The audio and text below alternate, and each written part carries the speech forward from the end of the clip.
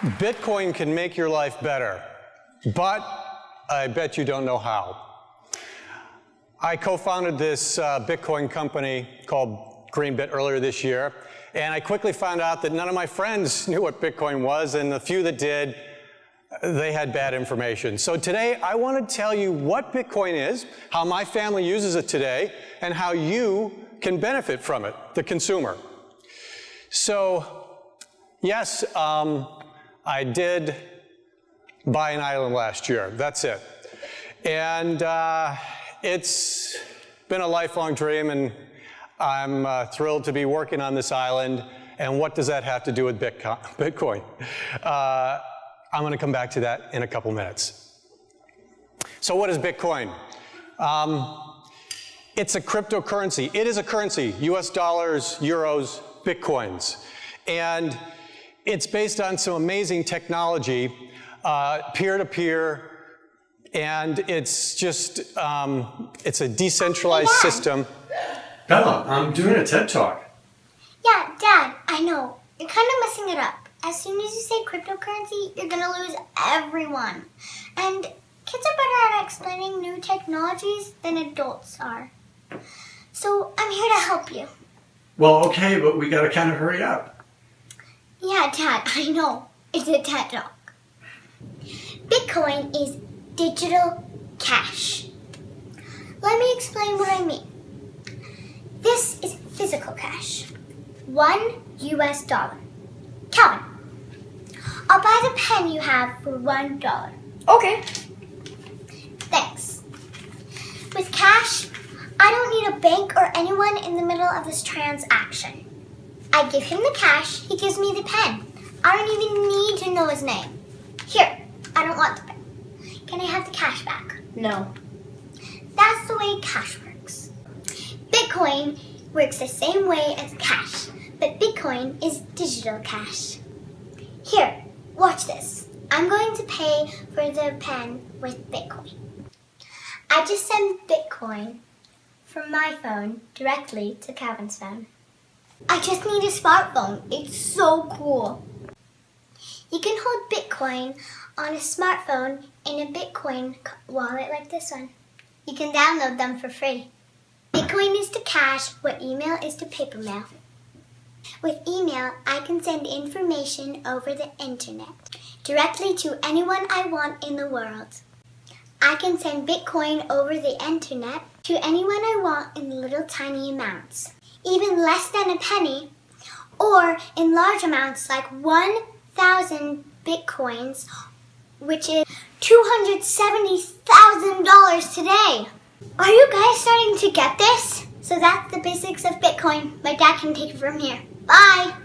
All right, let's give her a little round of applause.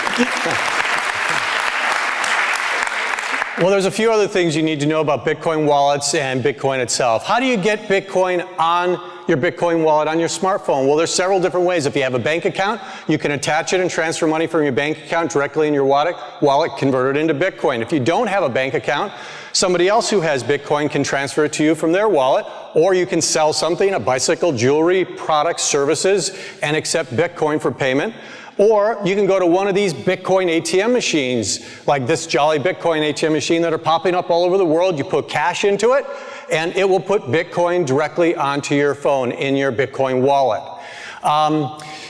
What if you want less than 1 Bitcoin? Well, it's just like a $1 bill can be broken up into 100 pennies. 1 Bitcoin, which is worth about $270 today, can be broken up into 1 million pieces called bits. 37 bits is worth 1 penny.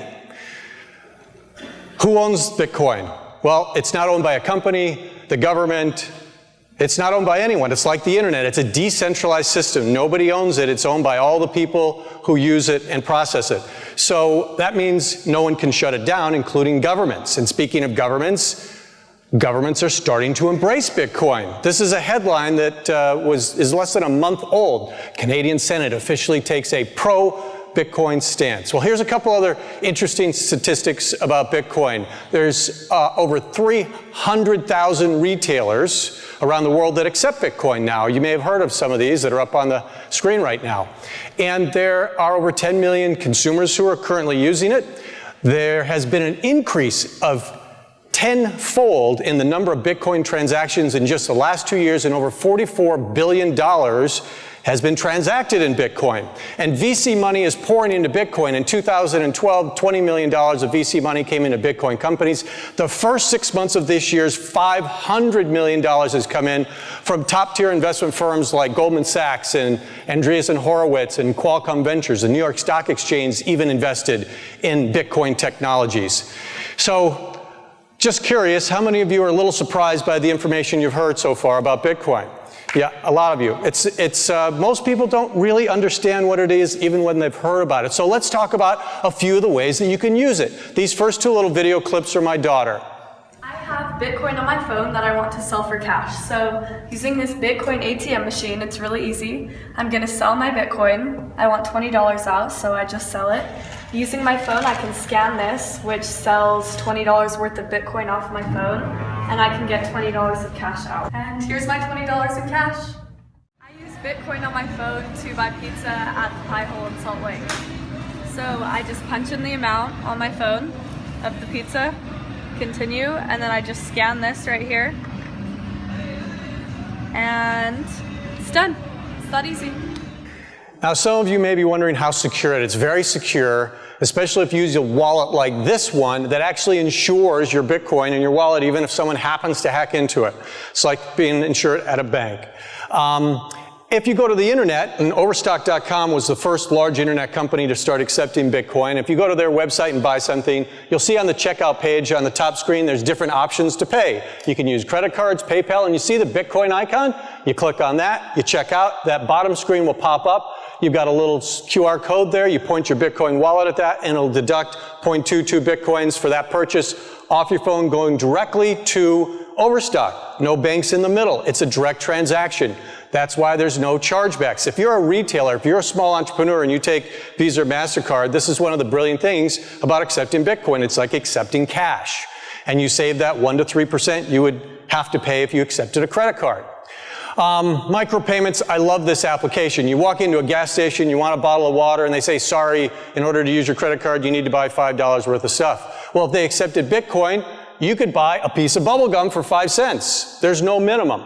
And what that opens up is this whole new world of micropayments. So now you can go and purchase the rights to a song for 5 cents, or a digital picture for 30 cents, or 50 cents for additional bandwidth in a coffee shop.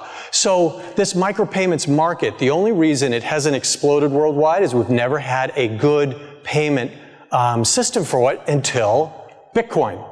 So watch what happens to this industry, this marketplace in the next couple of years. Remittance is when foreign workers send their money home. $550 billion a year annually at a cost of 5 to 10% to these people. That's about $50 billion that they could really use. They can use Bitcoin, and they are using Bitcoin today to do this at a cost of 1% or less. And what about traveling internationally?